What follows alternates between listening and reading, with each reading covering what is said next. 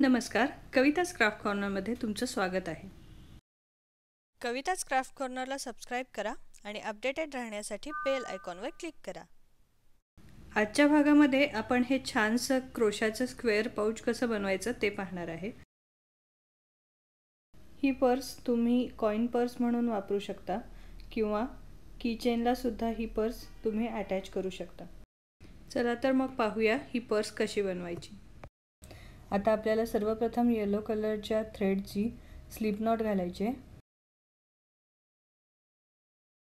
यानंतर 4 चेन विणून घ्यायचे आहेत आणि पहिल्या चेनमध्ये आपल्याला स्लिप स्टिच घालायचं आहे. अशा प्रकारे इथे एक रिंग तयार होईल. आता या रिंगमध्ये आपल्याला डबल क्रोशेचं विणकाम करायचं आहे. पहिल्या डबल क्रोशेसाठी मी 3 चेन विणणार आहे आणि यानंतर आता आपल्याला या रिंगमध्ये एकूण 11 डबल क्रोशे विणायचे आहेत. इथे विणकामासाठी मी 6 प्लाय थ्रेडचा वापर केलेला आहे. या ठिकाणी तुम्ही लोकरसुद्धा वापरू शकता. या थ्रेडसाठी मी 3.25 mm चा क्रोशे हुक वापरलेला आहे. 11 डबल क्रोशे विणून पूर्ण झाल्यानंतर इथे मी पहिल्या ज्या 3 चेन विणल्या होत्या त्यातल्या तिसऱ्या चेनमध्ये स्लिप स्टिच घालते आणि या ठिकाणी आपला हा सर्कल कंप्लीट झालेला आहे. आता एक चेन विणून मी इथे हा थ्रेड कट करून घेते. तर इथे तुम्ही पाहू शकता येलो कलरचा आपला पहिला राऊंड इथे कंप्लीट झालेला आहे. आता आपल्याला गुलाबी कलरच्या थ्रेडला इथे अटॅच करून घ्यायचं आहे. सुरुवातीला मी 2 चेन विणल्यात आणि सेम ठिकाणी आता आपल्याला 3 वेळा डबल क्रोशेची अर्धी प्रोसिजर करायची आहे.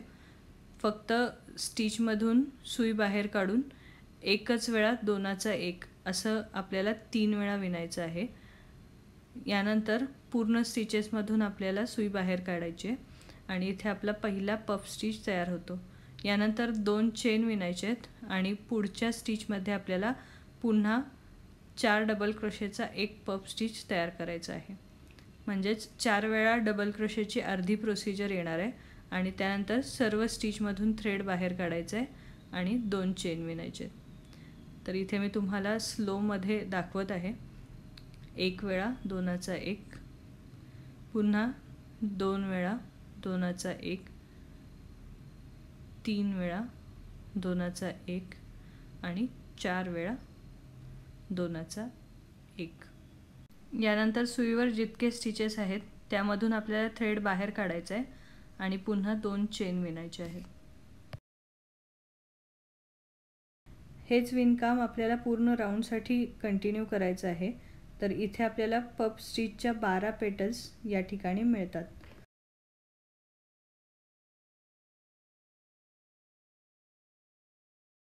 बारा पेटल्स विणून झाल्यानंतर आपल्याला पहिल्या 2 चेनच्या गॅपमध्ये स्लिप स्टिच घालायचं आहे. यानंतर एक चेन विणायची आहे आणि हा थ्रेडसुद्धा आपल्याला कट करून घ्यायचा आहे. इथे आपला पिंक कलरचा दुसरा राऊंड कंप्लीट झालेला आहे. आता पुढचा राऊंड आपल्याला पर्पल कलरने विणायचा आहे. सेम हीच प्रोसिजर आहे. इथे सुद्धा आपल्याला पेटल्सच तयार करायचे आहेत.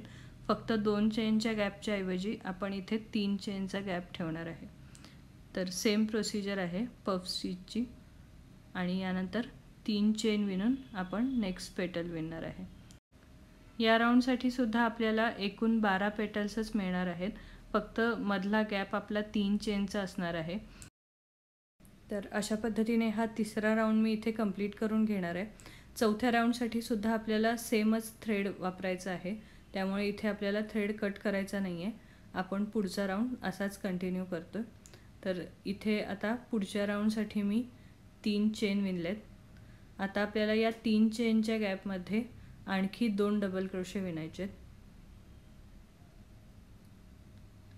यानंतर एक चेनचा गॅप ठेवायचा आहे आणि पुढच्या 3 चेनच्या गॅपमध्ये आपल्याला 3 डबल क्रोशे विणायचे.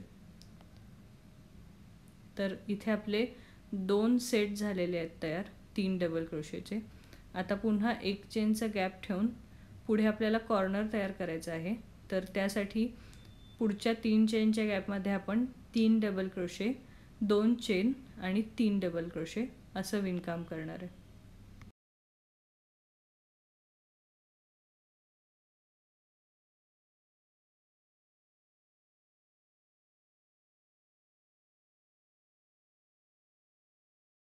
इथे पहिला कॉर्नर विणून झाल्यानंतर मी पुन्हा एक चेन विणते. यानंतर पुढच्या 3 चेनच्या गॅपमध्ये पुन्हा आपल्याला 3 डबल क्रोशे विणायचे आहेत. आणि जसं आपण आता ही प्रोसिजर केलेली आहे त्याच पद्धतीने मी उरलेले 3 कॉर्नरसुद्धा विणून घेणार आहे.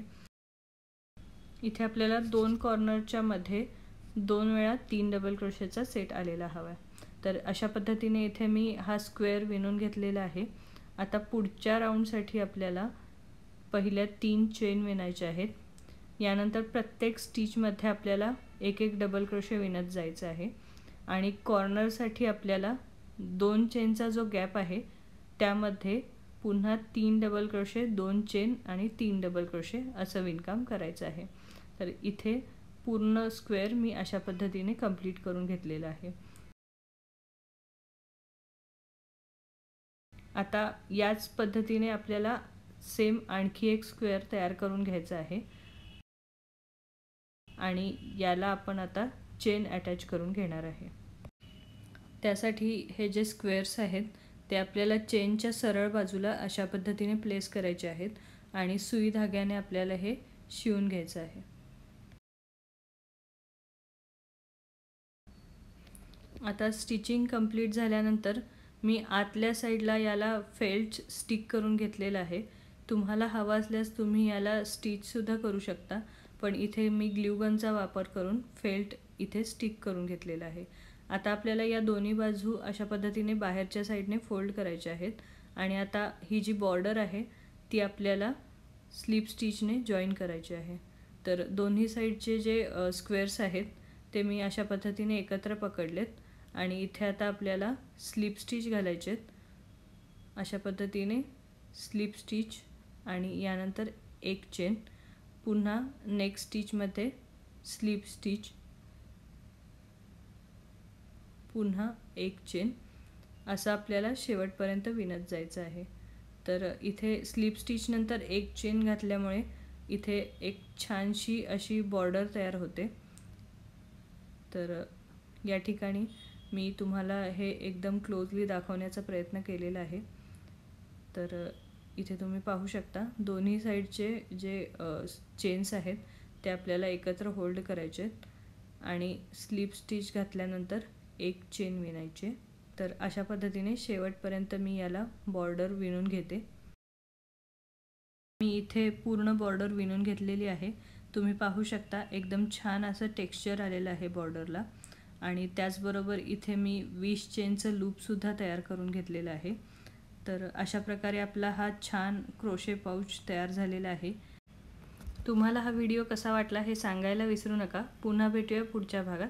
तोपर्यंत बाय.